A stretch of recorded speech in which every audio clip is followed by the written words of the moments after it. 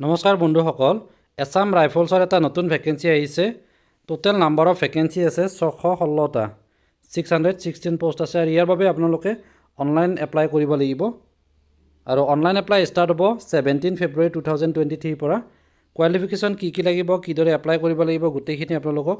ভিডিঅ'টোত দেখুৱাম ভিডিঅ'টো ভাল লাগে লাইক কৰিব আৰু এনেকুৱা বিভিন্ন ধৰণৰ জব ৰিলেটেড ইনফৰমেশ্যন লগতে পুৰণি প্ৰশ্নকাকতবিলাক এনসাৰৰ সৈতে লাভ কৰি থাকিবলৈ আমাৰ চেনেলটো সাবস্ক্ৰাইব কৰি ৰাখিবলৈ নাপাহৰিব প্ৰথমতে ইম্পৰ্টেন্ট ডেটছখিনি চাই লৈছো ইয়াতে এই নটিফিকেশন পাবলিশ হৈছিল 15 ফেব্ৰুৱাৰী 2023 আৰু অনলাইন এপ্লিকেশন ষ্টাৰ্ট হ'ব 17 ফেব্ৰুৱাৰীৰ পৰা এই পদখিনিৰ বাবে আপোনালোকে অনলাইন এপ্লাই কৰিব লাগিব আৰু ইয়াৰ কাৰণে অফিচিয়েল ৱেবছাইটটো হৈছে www.assamrifles.govt.in এই ৱেবছাইটলৈ গৈ পেলাই অনলাইন এপ্লাইটো কৰি ল'ব পাৰিব হাউ টু এপ্লাই ইয়াতে গোটেই প্ৰসেছখিনি দিয়া আছে PET বা PST অনুষ্ঠিত হ'ব এপ্লিকেশন ফি ষ্ট্ৰাকচাৰ বিলাক দিয়া আছে ইয়াতে ফৰ গ্ৰুপ বি পোষ্টৰ বাবে 200 रुपीस আৰু গ্ৰুপ সি পোষ্টৰ বাবে 100 रुपीस পে কৰিব লাগিব centre for PST and PET আৰু ৰিটেন টেষ্ট এই ৰিটেন টেষ্ট বা ফিজিক্যাল এফিচিয়েন্সি টেষ্ট আৰু ফিজিক্যাল ষ্টেণ্ডাৰ্ড টেষ্টৰ বাবে ইয়াতে দিয়া আছে চেণ্টাৰ বিলাক ক'ত হ'ব ডিফু আসাম নেক্সট কাৰ্বি আংলং আসাম নাগালেণ্ড ডিমাপুৰ শিলচৰ মৈচমপুৰ আসাম ইয়াৰ পিছতে হাফলং আসাম যোৰহাট আসাম আৰু শিলং মেঘালয় লেটকৰ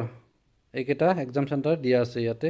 আপোনালোকে PET বা PST গোটেইখিনি দিব লাগিব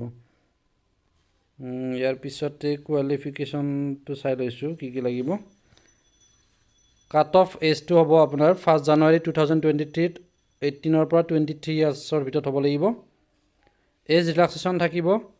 যিখিনি আপোনাৰ কেটেগৰি ওয়াইজ থাকিব ST SC বা OBC ৰ কাৰণে তেওঁলোকৰ ইফালে এইখিনি দিয়া আছে 3 ইয়াৰ্ছ 5 ইয়াৰ্ছ বা 6 ইয়াৰ্ছ তেনেকুৱাকৈ SC ST কাৰণে 5 ইয়াৰ্ছ OBC কাৰণে 3 ইয়াৰ্ছ এনেকুৱাকৈ এজ ৰিলেক্সেশ্যন থাকিব আৰু জেনেৰেলৰ কাৰণে 18 to 23 ইয়াৰ্ছ হ'ব লাগিব নেক্সট ইয়াতে হাইট ওয়েট এইবিলাক মেল আৰু ফিমেলৰ কাৰণে দিয়া আছে চেষ্ট কিমান হ'ব লাগিব ইয়াৰ পিছতে হাইটখিনি দিয়া আছে আপোনালোকে অনলাইন এপ্লাই কৰাৰ আগতে এই নটিফিকেশনখন ডাউনলোড কৰি পেলাই এবাৰ চাই ল'ব যেটো ৱেবছাইটৰ লিংক দিয়া হৈছে তাত গৈ পেলাই আপোনালোকে এখন ডাউনলোড কৰি ল'ব পাৰিব প্ৰথমতে PET অনুষ্ঠিত হ'ব ফিজিক্যাল এফিচিয়েন্সি টেষ্ট ইয়াতে মেল ক্যান্ডিডেটছৰ কাৰণে 5 কিলোমিটাৰ ৰানিং থাকিব 24 মিনিটস নেক্সট ফিমেল ক্যান্ডিডেটছ 1.6 kilometre to qualify within 8 minute 30 second ইয়াৰ পিছত নেক্সট ৰিটেন টেষ্ট হ'ব আৰু ৰিটেন টেষ্টত 100 মাৰ্কস থাকিব তাত জেনেৰেল আৰু EWS ৰ কাৰণে ক্ৰমে 35% আৰু 33% মাৰ্কস পাব লাগিব SC ST OBC কাৰণে 33% আৰু জেনেৰেল আৰু EWS ৰ কাৰণে 35 এইখিনি হৈছে ৰিক্ৰুটমেন্ট প্ৰসেছ ইয়াতে কোৱালিফিকেশ্যন বিলাক দিয়া আছে ট্ৰেড ইনিশিয়েল ৰেংক আৰু এডুকেশনাল কোৱালিফিকেশ্যন এজ লিমিট গোটেইখিনি ইয়াতে লিষ্ট আকাৰত দিয়া আছে প্ৰথমটো both মেল আৰু ফিমেলৰ কাৰণে মেট্ৰিক পাছ হ'ব লাগিব লগতে ডিপ্লোমা ইন সিভিল ইঞ্জিনিয়াৰিং থাকিব লাগিব নেক্সটটো দিয়া আছে ইয়াতে graduation with Madhyama in Sanskrit or Bhushan in Hindi next age limit 18 to 30 years প্ৰথমটোত আছিল 18 to 23 ইয়াৰ্ছ তেনেকুৱাকৈ গোটেইবিলাক কেটেগৰি ওয়াইজ ইয়াত দিয়া আছে আপোনালোকে এডভাৰটাইজমেন্টটো চাই ল'ব আৰু অনলাইন এপ্লাই কৰি ল'ব অহাকালিৰ পৰা অনলাইন এপ্লাই ষ্টাৰ্ট হ'ব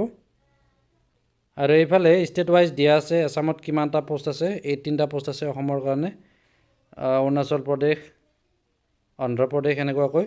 কেটেগৰি ওয়াইজ দিয়া আছে ইয়াতে 25 অসমত 18টা আছে নেক্সট বিহাৰ ছত্তীশগড় তেনেকৈ গোটেইবিলাক ষ্টেটৰে পোষ্টবিলাক দিয়া আছে কিমান কৈ আছে